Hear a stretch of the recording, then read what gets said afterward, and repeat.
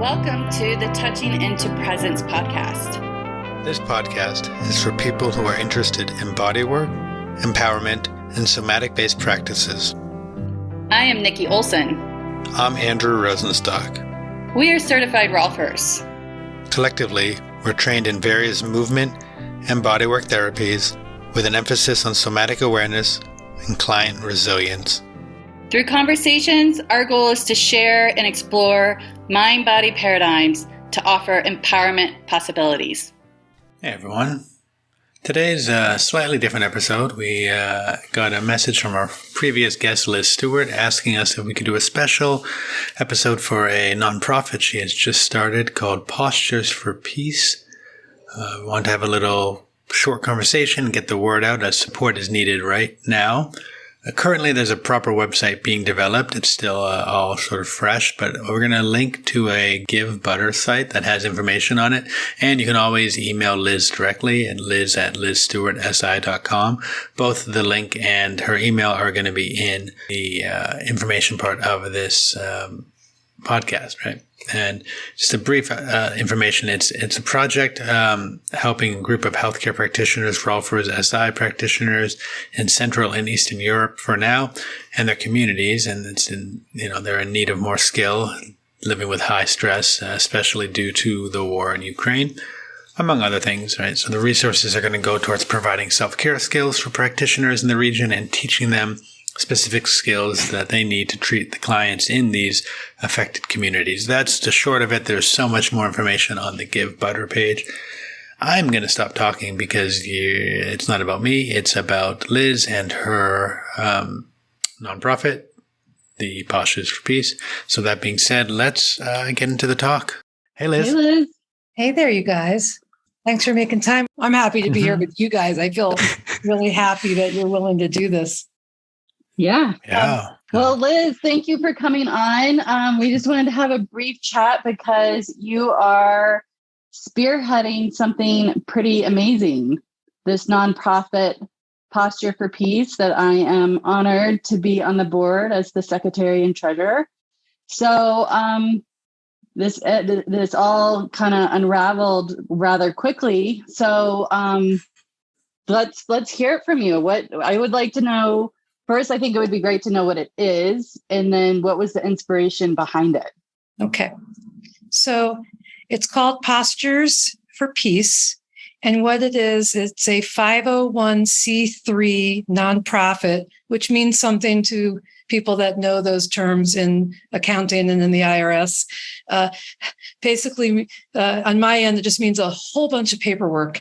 But what it is, it's a nonprofit so that I can bring more education. And as you guys also know, I've been running these supervision or mentoring groups and mentoring sessions with people to really introduce to a group of practitioners in Central and Eastern Europe a model where they feel supported and held after their basic training.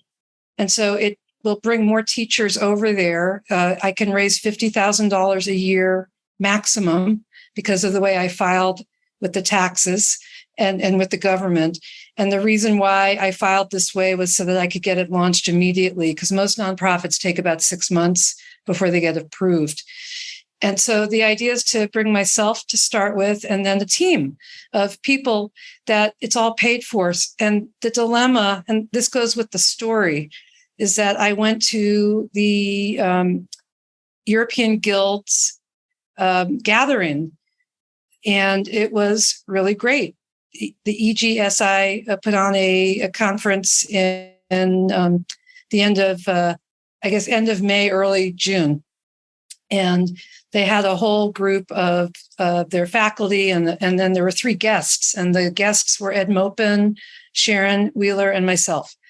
And at a certain point, we all got to speak. And so when it was my turn to speak, I thought, well, what would be helpful for these practitioners to hear? Because everyone else had been talking about the sessions or about teachers telling really kind of fun stories. And they didn't know me at all. I was some mystery guest, because in Central and Eastern Europe, they may not be on Facebook like we all are, and all these other social media sites. So I got up there and I basically said to know me is to know my teachers. And I spoke about Peter Melchior being my main teacher, but then my lineage studying with women who were direct students of Ida Rolfs. And I told a couple of stories about the miracles of this work. One of my daughter and her legs being stuck in flexion, and from mouth work, her legs extending out at 3 months old, when they had been really stuck for months, 3 months of life. And I told a story of Peter attempting to talk about the work. And then I spoke to the room and said, the women in this room, you have a heavy male panel here at your school. And I think it's important as women to get together with each other and work with each other and understand that our bodies, we work differently because our structures are different, and to really get comfortable with who are you in your body and in your work. So I had my 10-minute time to speak, and afterwards people came up and they were crying and they had been really touched. And I didn't really understand that was that touching at the time, because it's kind of scary to get up in front of a group of people and speak. So one of them in particular, a young woman, came up and she said, she was from Prague, and she said, please, we need more teachers that are women. Would you please come here? And I said, you need more women teachers? You need more teachers? What exactly do you need? And she said, we need more education, and we need to have something, but none of us can afford it. We don't have money here. The impact of the war is noticeable. We're all very burnt out. We're overwhelmed. And so I came home with that. Now, a few other things I noticed at the conference was the sweetness and the, dare I say, love that was all around this conference in these rooms, and the heaviness of these Eastern Europeans that were there, the Polish practitioners. I bonded with a Ukrainian man who was very heartbroken because his parents were still in Ukraine. It was heavy. It was very heavy and intense. But I'm also Ukrainian. I'm a Ukrainian Jew. My grandfather escaped Ukraine. And I grew up knowing this. And I felt very pulled, even though I can't say it was a heavy experience. So it wasn't one of these like, oh, life is beautiful, we're on the beach. It was, oh, I really have to know myself to be here in this environment where it's heavy and sad. And I guess in the world of the nervous system, the co-regulation was hard to meet at times. And this conference really brought people together. So I came home and I had this idea of I have to bring education. I have not wanted to teach for many years, even though I do teach and I run these groups. Suddenly I felt this passion to give back and become more of who I am as a practitioner and represent my family also as a Jewish Eastern European practitioner who has always been socially involved. I come from a very socially involved family, so my family always gave back. And so I thought, I'm going to start a nonprofit. Why not? And so it just started, and it's been kind of incredible. I have to raise $50,000, and money just started coming in when I would talk about it. I had a fellow in my cycling communities who made, I would have to say, probably millions of dollars selling the little gibbets on Croc shoes. He's a friend of mine. And he said, I'm going to help you write this. And I had someone else say, I'm going to help you launch this so that it's all legal. And because I struggle with reading and writing, I have dyslexia. Someone else did all the writing for me. And then this fellow who did really well with Crocs trained me on how to talk to people about how to share, because I'm not used to asking for money outside of my own clients, to cover the cost of the session. And then it was time to put it out there. So I made a deck or a PowerPoint presentation. I made something called a givebutter it's like a crowdfunding organization, but specific for nonprofits. And I put it out there, and then I began to talk to people and share that I'm hoping to bring some teachers and set up a program at least for the next 2 years. And things started to happen where a fellow from Poland reached out to me and said, could you do this in Poland also?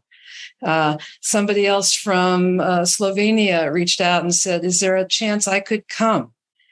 And so I reached out to Alesh Urbanacek at the EGSI and shared my mission statement and my vision. And he said, Liz, let me connect you to a translator, to an organizer, and please use our room. And let's do this in Prague, and people can come here. So the idea is that students don't have to pay.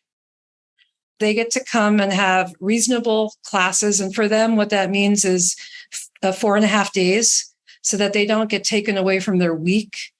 And I will be going over in a few weeks to meet with them and to organize the first training. And the first training will involve some structural integration and some other things specific to trauma and the nervous system, and working in groups and working with attachment and giving them step one resources for themselves as practitioners. And then from there, my hope is to bring other teachers over so that it's all paid for. And the students can get an eclectic experience to what structural integration has the possibility to be for them in their practice. Wow, it sounds pretty amazing. Well, it's been kind of exciting. I don't have a website. I don't have a logo. I don't have anything, but people have been very generous in saying, I'm going to help. Like Nikki popped in and said, I'll help. And I needed board members. The struggle I'm having, I will tell you, is raising money. Now, I have someone who offered to give me $25,000 if I can get $25,000 worth of donations. And that would just cover it. So that's been exciting. And learning how to ask for money. I don't know if you guys have been through this, but it really is stressful. It can be, yeah. It can be. Yeah. And so I'm learning how to do it. And I've put it out on Facebook with very little response. Most of my response has come from me calling people or talking about it locally.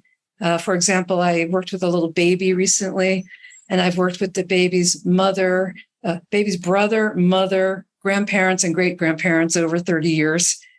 And after the treatment with the baby, who wasn't nursing, and at the end she was, the grandmother handed me $1,000 and said, I want to support you. About, as of today, 6 structural integrators have donated, which seems kind of sad and low for me as far as community response. But it's happening. And as of today, we're up to 17,000. Sorry, that's wrong. That's great. We're up to $21,000. So I have $12,000 to raise, and hoping that people might want to jump in and be part of this. You know, one thing I'll put out there, just how I hear it as well, too, just from the structural integration side, is a lot of us don't make a lot, but giving $25 is something, right? It doesn't have to be 100. It doesn't have to be 1,000, which sometimes people do feel. Even 5, you know, anything is something in that. And I think, you know, what I'll try to express here, and anyway we do post about it, is that anything is a step towards change. Absolutely. In fact, and I think there might be something, to be really honest, there might be something wrong with my Facebook page. And it's not my page. It's just posting on like the structural integration private page, for example. I put in there, even $5 would be wonderful, because something is a contribution. And when you get a lot of $5, it adds up. Yeah, I mean, I'll share. I was talking with a friend because I've been thinking about how to somewhat monetize this podcast. And we're not there yet, just because it takes a lot of time and resources and costs, and like at least to break even. And I was talking with a friend, and he's like, there's no money to be made on social media. I mean, there is from the marketing, but a lot of people don't, when they post, they don't they see something, they don't respond. There are ways to do it, and hopefully you'll start to figure them out and find other ways. It sounds as though you're doing okay. I mean, well, what's been happening now is, for example, I spoke to some folks today at one of the schools, not a school that the three of us went to, but another school. And they had great ideas for me. And they said, let us offer something, and some of the money we make will go towards your program for next year. And I just think there'll be a lot of creative ways. I want to do an auction. I set it up for 2 years, but I really want this to be a longstanding project so that people know that there are people we're helping out there that are not as fortunate as we might be here in the West, or just in our own practice. And I'm pretty aware that many people are not doing well in their practice right now, really coming out of COVID. I'm fortunate I have, which is why I like to share and give, and it's part of who I am. But I also am really fascinated by the people who have no money, who have said, I'm so interested, let me tell somebody. There's all different ways to contribute. It does not have to be financial, by the way. I think the emotional support is just as important as getting the money, and people who have it can give it. But there are people that don't have the means or the time or even the ability right now. And when they say, wow, this is really cool, that goes far for me, because it's a big picture. So that's pretty kind of cool. where I'm going. Yeah, I'm excited. I'm pretty excited. Yeah, I'm really excited. I've talked about this before, but one of the reasons I asked Nikki originally to be on is I found I was, I'm a male, shocker. And I wanted to have more female voices, and to find a good balance. And I have noticed that while there are a lot of female, or I might get that gender, women, whatever the gender is on that, there are more, I'll just say female teachers, and the males a lot of times get the accolades or the highlights. And I would rather learn from both. And so therefore having more of a representation of another than the leading norm is something I'm all for. I think you're hitting something important. Even the non-binary and the, if we look at race and culture and binary and trans and the larger essence of where we are in the world right now, I think it's important to really look at ourselves and say, why are we biased one way or another? Can we learn from people? And who could inspire me today? And I like what you're saying. And by the way, Andrew, I presented at a conference one year where I asked for 4 men and 4 women to come and be part of an inner circle for a experiential piece. And I got attacked immediately. I mean, that's where we are. That's where we are now. It's sad. I'm talking about body. This was at a psychotherapy conference. And I said, I have to learn your language. You have to learn mine. Can we help each other? Can we educate? Totally. Totally. And so even back to Postures for Peace, our program, I'm going to say, as a structural integration community, it's for everybody. And really it's for people that are lacking and for people who aren't, to help out and to be part of something that is giving to a larger whole.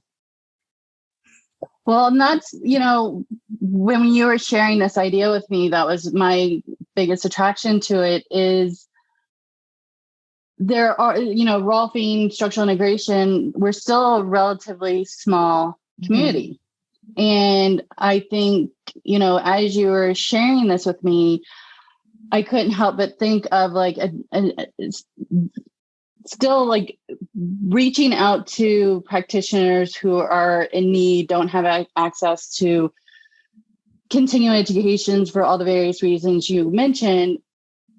Although we're not really dealing with bodies per se, we are still enhancing. It's a global structural integration of how we all can come together and hear everybody's voices, especially in these pockets that we don't hear from globally because of all the reasons, again, lack of resources. And we probably would have a lot to learn from these practitioners because they are working in a environment that's not very typical around the world with so much war and trauma and things like that. I mean, while there's still a great amount of conflict going on in the world, worse, in some places it's more like, media attacks rather than actual blowing up buildings, escaping for your life and things like that. And, hopefully we can get to a point in our lifetime, that would be a stretch, but that we can have conflict and not decide to blow up buildings and communities and innocent people. And even the bad people, like just catch them and like do something different. Even this idea of blowing things up, we even blow things up in our community. People get upset about things, they get excited about things, they get passionate, but we don't have a really clear way to talk with each other as effectively as we could. And one of the quotes that I really have been, I'm going to read it to you because I really like it. And it's by the fellow who started Habitat for Humanity, where they build houses, where people get to build their own houses in affluent and middle class and poor environments, but they build them together. His name is Millard Fuller, and he said, for a community to be whole and healthy, it must be based on people's love and concern for each other. And, Nikki, what you just said, it gives me this hope also that I hope there's not a project that Postures for Peace has to go into where it's high stress based on war, but that it can maybe one day even evolve into helping practitioners who really don't have the means to practice or need help, just the way the community came around Jan Sultan this past year when he was really sick. I donated, and I saw a lot of people donate. And I think that if we could become more of that for each other, it's really beautiful to see that.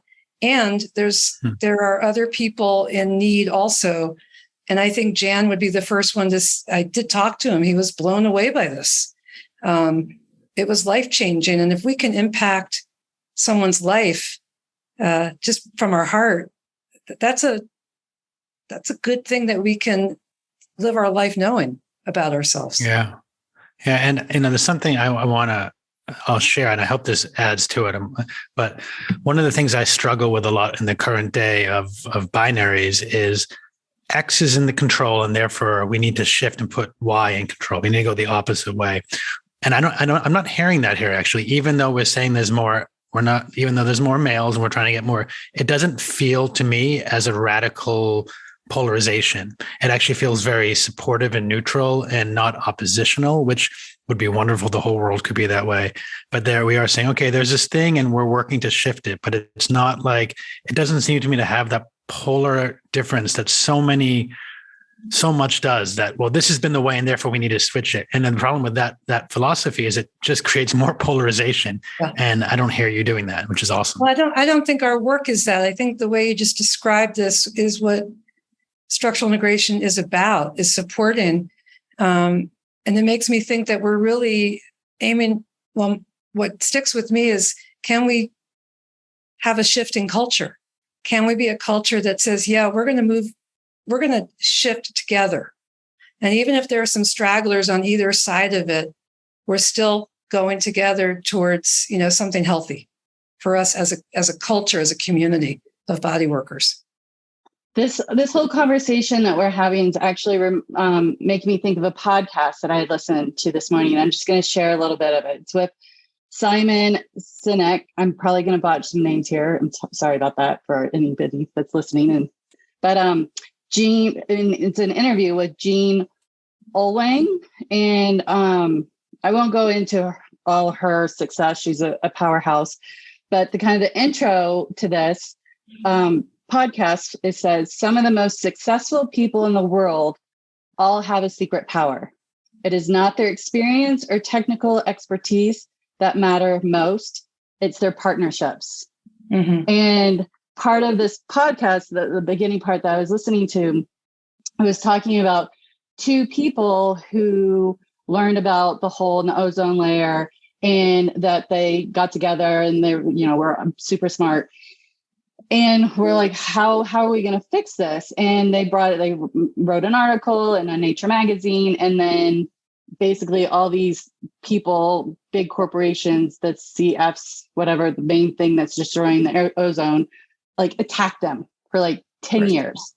So, and so the interviewer was like, well, how could you stand up to that? He was like, my partnership, my belief in my friendship, and that we could do this together, and together we can fight the people who are going against us.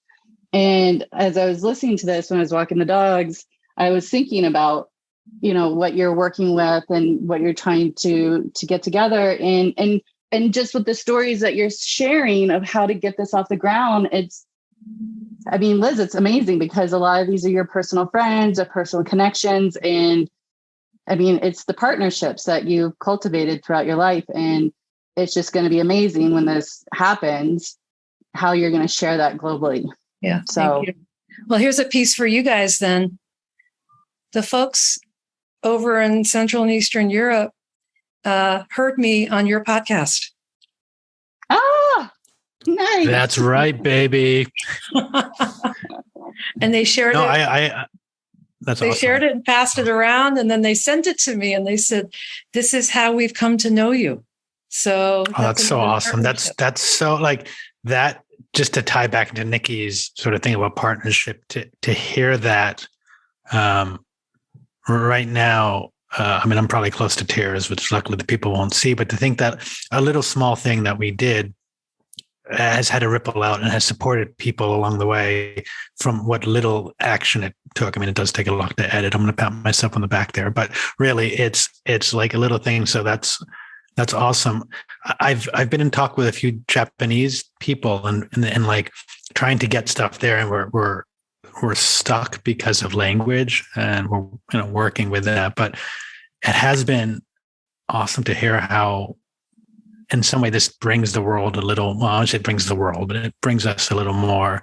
And the fact like that brought you in. That's okay. I'm rambling a bit, but I'm really excited, and there's a big space in my heart around that.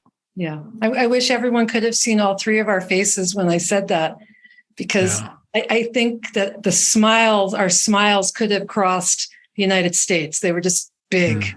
But it's really true. The podcast you guys are doing is really touching people all across the globe. And I'm grateful, because I don't think they would have really gotten the sense of me outside of me speaking for 10 minutes one day in the middle of an event. So thank you guys. Oh, that's cool. And it's really cool that can be. And it's always, I was talking with someone the other day, like Nikki and I get to be in conversation with people we respect and admire. And like, it's so informative for us. And then we get to take that and send it out, and people can learn and be in relation with that. And it's like, where's the harm? Like it's wild. It's wild. But I want one thing I do want to say, Liz, because we do have to wrap up soon, is I know a guy who's traveled a lot around the world and has worked in war areas, and he's a guy, but he's a pretty cool dude. He's worked in trauma areas, and he's a dude. But if you need a guy who's pretty safe, married to a wonderful wife, he happens to live in Boston right now, to go with you, I can connect you at some point. I will tell you, connect me. And I'm going to just start meeting people and see who are the right fits. I've got my first year kind of covered, but I'm looking for people to help me grow this. So I'm definitely interested, and thank you for that. I was talking about myself, if that wasn't obvious. You? Okay. Yes. Yes. I guess I wasn't obvious. Yeah. We'll talk later. I worked. No, let me know. Let's talk. I have to talk to people. Step one is to make a donation, and your donation has been this right now. Well, we can do more as well, but all right. We all got to run, because we all have lives outside this, but I'm glad we've gotten to do this. I will do my best to edit it there quickly. I may not do like an intro. We might just kind of pop it out, just because I think timing is more important. Can I mention how to reach me, or if you want to make a donation? Yeah, of course, please. I don't have a website, so you can't make a donation on my website. But if you're interested in making a donation, to email me and I'll send you the link. And my email is liz@lizstewartsi.com. And then I just send the link out because I'm not that tech savvy. Anyway, Nikki, I know you have to leave and I have to leave. Real quick, Liz, did I say the nonprofit correctly? Do I need Postures to redo for that? Peace, yeah. Did I say it? Because when you came in, I was like, did I say it wrong? Well, Andrew, let me know if we need to redo the intro because I want to make sure. There's definitely an F. So it's postures. Something I'm on the board on that I'm pronouncing it correctly. Well, I'll leave it in because we're human. We're human and we make mistakes. Don't worry about mistakes it. are growing. Yeah, I think you're fine. Don't worry about it at all. And because our conversation was also about gender and race and learning and not getting it right and getting it right. Like, I think it totally. I don't remember, and it was, but don't worry. It was popsicles for peace, right? Popsicles for peace. Is that what it was? Okay, good. All right, everyone, go run. Enjoy your days. Bye, you guys. Thank you. Bye. So yeah, thanks for listening. Please check out the link in our information or email Liz directly. And we hope that you can help make a difference for others in the world. Have a great day out there, and we'll see you on our next conversation at Touching Into Presence. Bye.